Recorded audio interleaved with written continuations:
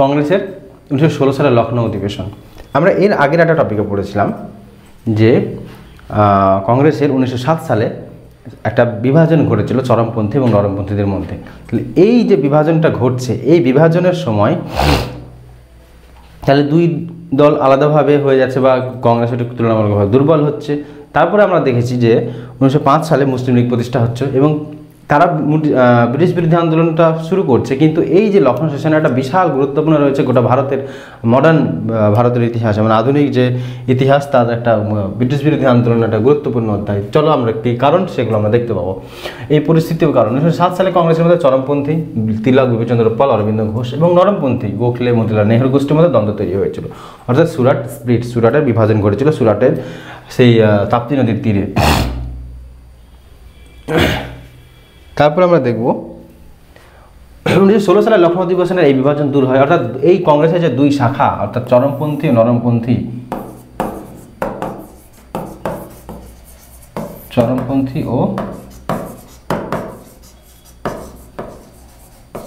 নরমপন্থী এই দুই দল কিন্তু যে ভাগ হয়ে যাচ্ছে সেটা আমরা দেখলাম।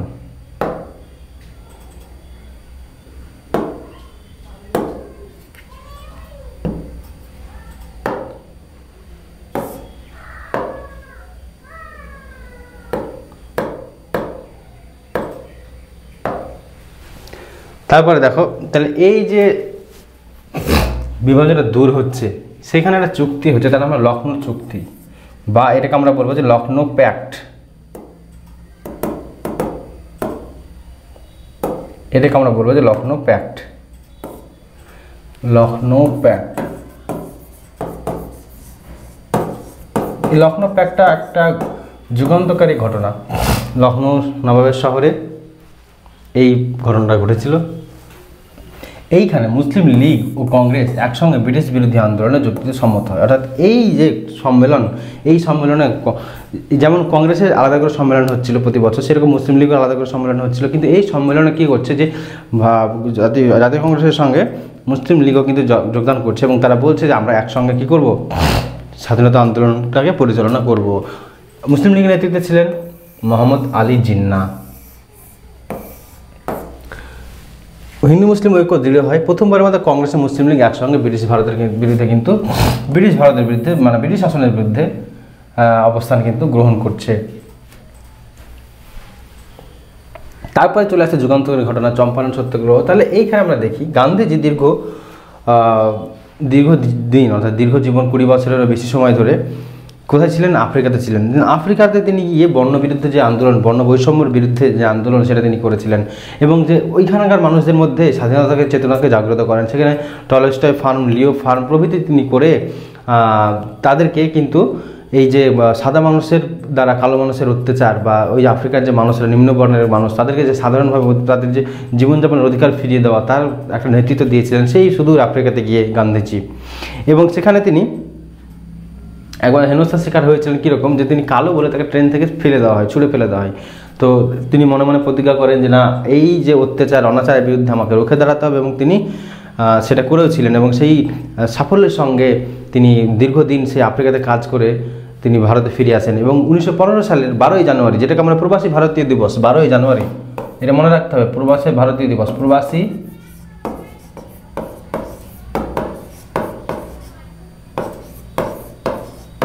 ভারতীয় দিবস 12ই জানুয়ারি, এটা পরীক্ষায় পড়ে। এই প্রবাসী ভারতীয় দিবসটা কি? এই দিনে অর্থাৎ এই 12ই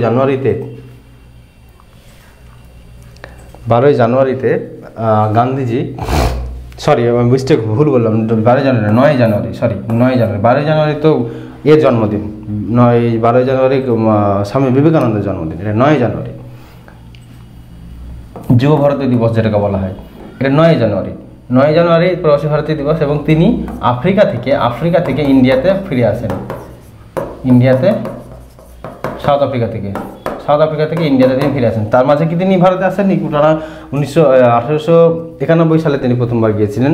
তো তারপরে কি তিনি আসেননি? না, তিনি এসেছিলেন, কিন্তু পাকাপাকিভাবে তিনি ভারতে ফিরে আসেন এবং তিনি এরপরে কী করেন? ভারতের বিভিন্ন জায়গা ঘুরে দেখেন এবং বিভিন্ন জায়গায় ঘুরে দেখার পরে তিনি এটা বুঝতে চেষ্টা করেন যে আমি ওইখানে যে কাজগুলো তিনি করেছিলেন, যে বিভিন্ন আন্দোলন সত্যাগ্রহের মাধ্যমে, সেইটা কি ভারতে করা যাবে কি না।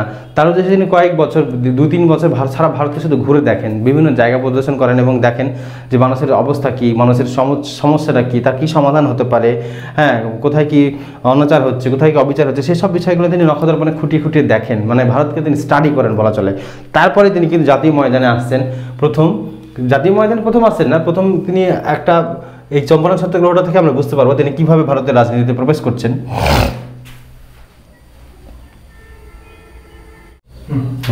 তাহলে আমরা এইখানে দেখব যে কিভাবে তিনি এই ভারতের জাতীয় আন্দোলন প্রবেশ করছেন। চলো শুরু করি চম্পারণ সত্যাগ্রহ 1917 সালে। মনে ভেরি ভেরি ইম্পর্টেন্ট। চম্পারণটা কোথায়? চম্পারণ হচ্ছে বিহারে।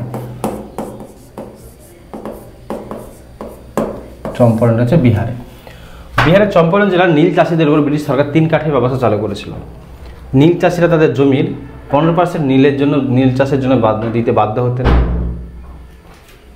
এতে তাদের ব্যাপক আর্থিক ক্ষতি হতো এবং কৃষকরা গান্ধীর কাছে সাহায্য চান। যেহেতু তিনি ওইখানে আফ্রিকাতে গিয়ে সাফল্য লাভ করেছিলেন, তো ওখানকার যারা কৃষক তারা মনে করেছিল যে গান্ধীজি যে মানে সফল হবে। তো দেখো কি হয়। গান্ধী স্থানীয় নেতা রাজকুমার শুক্লার আমন্ত্রণে চম্পারণে আসলেন। তিনি আসলেন কোথায়? আসলেন বিহারের চম্পারণে। কে তাকে আমন্ত্রণ করলেন? রাজকুমার শুক্লা। এটা ভেরি ভেরি ইম্পর্টেন্ট, মনে রাখবে কে কার আমন্ত্রণে তিনি চম্পারণে গিয়েছিলেন। তাহলে রাজকুমার শুক্লা। যখন গান্ধীজি যখন এতে যান, মানে চম্পারণে যান, তখন ব্রিটিশরা কিন্তু কৃষকরা একদম ব্রিটিশকে একদম অবাধ্য হয়ে যায়, মানে একদম কোনো কিছুতে মানে না। তাদের একটা কথা ছিল যে আমাদের মধ্যে ঈশ্বর এসেছেন, আমাদের মধ্যে রাম এসেছেন। দেখে দেখো কন আয়া রাম আয়া, রাম আয়া, অর্থাৎ রামের প্রতিরূপ মনে করতেন কাকে? গান্ধীজিকে। মনে করতেন যে স্বয়ং রাম এসেছেন আমাদের এখানে, ঈশ্বর এসেছেন, রাম ভগবান এসেছেন, তো আমাদের আর কোনো ভয় নেই। তো তাকে এইভাবে তারা মনে করেছিলেন। তো তখন তিনি ওখানে গেলেন, গান্ধীজি ওখানে গেলেন। তারপরে যাওয়ার পরে দেখলেন যে না, এই 3 কাঠি ব্যবস্থা, অর্থাৎ 20 কাঠা, যদি 3 কাঠি মানে কি 20 কাঠায় 3 কাঠা চাষ করতে হবে, মোটামুটি 15%।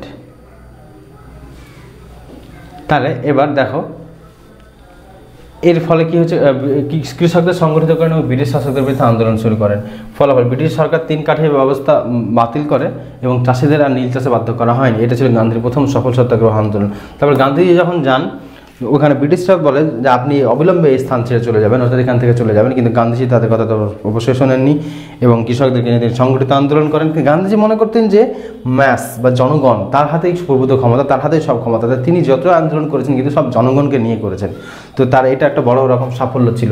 এবং সবথেকে বড় ব্যাপার, গান্ধীজি যেটা মনে করতেন নরমপন্থীতে, গান্ধীজি তো কখনো নিজে হাতে অস্ত্র তুলে নেননি। তাহলে এই যে এই যে কথাটা আমি বলছি, এই যে এছাড়াই কোনো অস্ত্র ছাড়াই তিনি গোটা ভারতের জনগণকে তার কথা বা তার ভাবভঙ্গি বা তার যে ভাবধারা তার দ্বারা কিন্তু তিনি উদ্বুদ্ধ করেছিলেন এবং সেখানে কিন্তু সফলতাও কিন্তু তিনি অর্জন করেন। অর্থাৎ তিনি কোনো রকম রক্তক্ষয় ছাড়াই অনেক আন্দোলনে কিন্তু সফলভাবে উতরে গেছেন। এটা তার একটা বিশাল বড় বিস্ময়কর একটা ব্যাপার, কি কোনো রকম তিনি যে কোনো অস্ত্রের সাহায্য নিতেন না, অহিংসার বিশ্বাস করতেন যেটাকে বলেন। হ্যাঁ, 3 কাঠির ব্যবস্থা যেটা আমি বললাম, 20 কাঠায় কত হয়? 20 কাঠায় 1 বিঘা, এবার এই 20 কাঠাতে 3 কাঠা দিতে হবে। এটা হচ্ছে 3 কাঠিয়া, এটা হচ্ছে 3 কাঠিয়া ব্যবস্থা। এরপরে করতে দেখো খেদা সত্যাগ্রহ বা খেদা আন্দোলন, বা দেখো খেদা, দেখো কোথাও কোথাও খেড়াও বলে, খেড়া। দেখো খেদা তোমরা দেখবে ইংরেজিতে, এইটা খেদা গুজরাটে অবস্থিত অঞ্চলে দুর্ভিক্ষ দেখা দেয় এবং কৃষকদের ফসল নষ্ট হয়ে যায়। তাহলে কী হয়ে গেল? দুর্ভিক্ষ হলো এবং কৃষকদের ফসল নষ্ট হয়ে গেল। কিন্তু তাও কি হয়, ব্রিটিশ সরকার তাদেরকে বাধ্য করে যে কর আদায় করতে। কৃষকের কর্মকূপের আন্দোলন আবেদন করে তা প্রত্যাখ্যান করে এবং গান্ধীজি সেখানে যান এবং গান্ধীজি সর্দার বলা হয় প্যাটেল নরহরি পারিক কৃষকদের সংগঠিত করেন এবং কর পরিশোধ বন্ধ করে ডাক দেন। এর ফলে কৃষকরা কিন্তু ঋণ দিতে হয়নি, কর দিতে হয়নি, মকুব করে দেওয়া হয়। মকুব করে দেওয়া হয়। এটা কিন্তু দ্বিতীয় অহিংস আন্দোলন, কিন্তু দ্বিতীয় সফল প্রয়াস। এটা কোথায় হচ্ছে? খেদা। এই খেদার যারা ছিল, খেদাতেই যারা কৃষক ছিলেন তারা কিন্তু এই বল্লভভাই প্যাটেল সর্দার প্যাটেল, তো তাকে সর্দার উপাধি দেন। সর্দার কাকে? বল্লভভাই প্যাটেলকে।